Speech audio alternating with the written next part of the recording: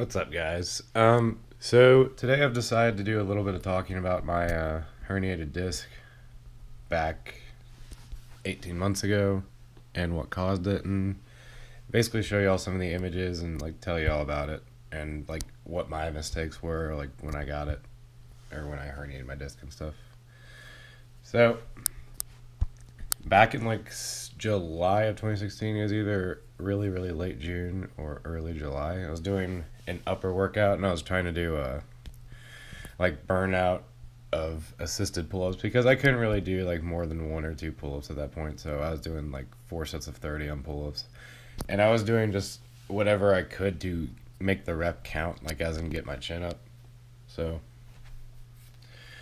I'm about 90% sure it happened on then because I was really straining with my neck then, and I was also forcing my body as high up as possible because if I remember that workout correctly, nothing really was like an issue per se and didn't feel bad. But then like the pull-ups, I probably overextended myself in that and woke up the next day with what felt like the back spasm of a lifetime.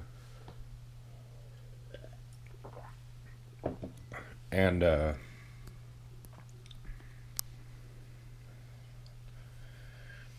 basically like I couldn't like I felt like I was a lot weaker and that like I needed to like shrug something out of my back basically, and I was like, oh, okay, this will just take like a week or two to heal. Wait for like about a week and a half. Still hasn't healed, so I scheduled a doctor's appointment. The first doctor I went to at our university health center said it was just a muscle spasm, which evidently it wasn't. So he gave me muscle relaxers. Took a week of those. Thought I was okay to go back into working out. I went back into benching, and I was benching like 375 or 385 at that point. My base head wasn't completely rebuilt from football, but I could barely rep 300. And I left the gym after that, so took another week off, come back, can't rep 225 more than 3 times. So evidently, something happened with me. And I basically just took the whole month off doing. The reason I saw the first doctor was that my actual doctor that I normally see he's on vacation at the time, but I went and saw my normal doctor, and he's like, oh, you probably have a torn labrum. Let's go to the orthopedic clinic. So went and saw the orthopedic doctor, and he's like, oh yeah, you definitely have a torn labrum. It's from all the pushing you have done in football and stuff like that. I'm like, okay, that's fine. And we did 2 months of rotator cuff strengthening for my right arm. And so my thing now is I have a really strong right rotator cuff. But moving on past that, I thought it had healed past the point where, because I was doing like chin tucks and stuff, and chin tucks, I would feel like the entire nerve down my arm, but it wouldn't be like painful. I could just feel it. And so I thought it was all fine and everything, and then I continued lifting the way I did, not knowing that I had a herniated disc and thinking I had a torn labrum. So I was literally doing chin tucks to counteract or help the fact of my benching when I had a torn labrum. That makes sense, right? So fast forward to November of this year, when I misgrooved a 415 close grip decline, and I woke up the next day I failed it the first time, but I hit it after. But I woke up the next day feeling numbness in my thumb right here.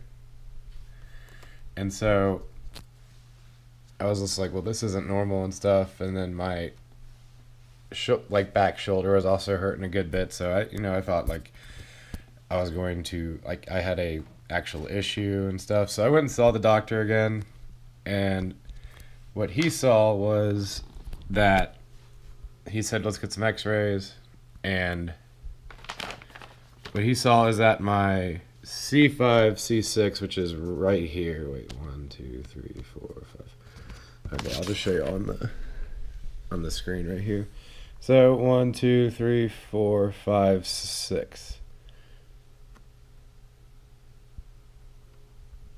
Okay, so do you guys see how narrow the space between the vertebrae is? That's not normal. And so we got the MRI, and I'll read this off for y'all. The C5, C6 demonstrates moderate size right paracentral paroxysmal formal disc herniation. It abuts and deforms the right aspect of the cord. There is mild to moderate canal stenosis and prominent right foraminal stenosis. No abnormal cord signal. So basically what that means is that the right nerve that runs all the way down into my hand and bicep had been getting pinched incredibly strong, in incredible ways, to the point where it caused the numbness in my hand. And so I went and saw another doctor, like a spine specialty doctor, back in November when I went home for Thanksgiving break from college. And she put me on prednisone, which is basically a steroidal anti-inflammatory, a 9-day cycle of it. And after the cycle, the numbness disappeared completely. That was good, but I still had pain when I did chin tucks like this. Notice now, I don't have any pain, because that's the best thing ever. So, but going back, I still could feel pain during chin tucks and stuff, and I was like, what else can I do to really help this? And I looked up physical therapy exercises for the C5, C6 herniation, and I started doing those. It includes doing neck stretches like this, neck holds, pushing your neck against a wall while standing against a wall. It's a lot of stuff. And it didn't feel like it was really strength, it was really helping. So I started taking about 800 milligrams of ibuprofen a day. And was it the day after Christmas or the 2 days after Christmas? I was watching a movie with my family, and I was massaging my neck, even though I never massage my neck ever. And I turned it to the right, and then there was a huge pop, and then suddenly all the pain down if I ever did a chin tuck, that's how I know it, if my nerve is still being pressed significantly. I did a chin tuck, and there was no pain at all. So the doctor thinks when I told her that, she thinks I might have loosened up a lot of the muscles around there and maybe slightly adjusted the vertebrae. That's probably not correct though. With the slightly adjusting the vertebrae, I doubt that's possible for me to do with one hand in my neck motion. But that's what I thought it was, but it's probably not right. Moving forward, I officially got cleared yesterday, the 5th, and my only downside is can't ride roller coasters for 3 to 5 months, which I didn't think I was going to anyway, but that's okay. Also, I got another great picture to show y'all of my right vertebrae. So basically what we're looking at here is, this is down my spine, and here's my disc. And you'll see there's definitely an irregular, if it's not even, then there's definitely something irregular with my spine. So this is the C5, this is the space between the C5 and C6. But I can't exactly tell you what the herniation is. I'm not a doctor. I'm not giving out medical advice right now.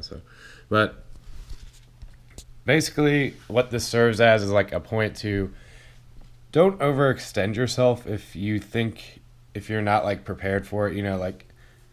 You can herniate a disc at any time. Just you have to make sure your body is prepared for what you're doing. If your body isn't prepared for what you're doing, then you might hurt yourself doing it, and you'll end up like me, where you take 18 months to heal from a freaking herniated disc.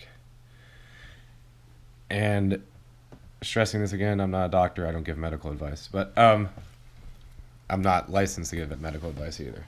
But if there's any questions about it, I can help out. Leave them in the comments. I hope y'all kind of enjoyed listening to this, but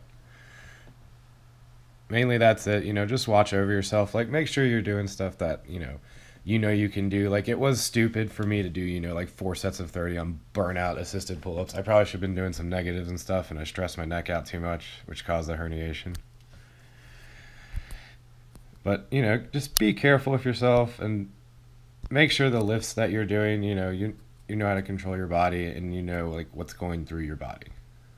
All right. Well, that's all for today. So.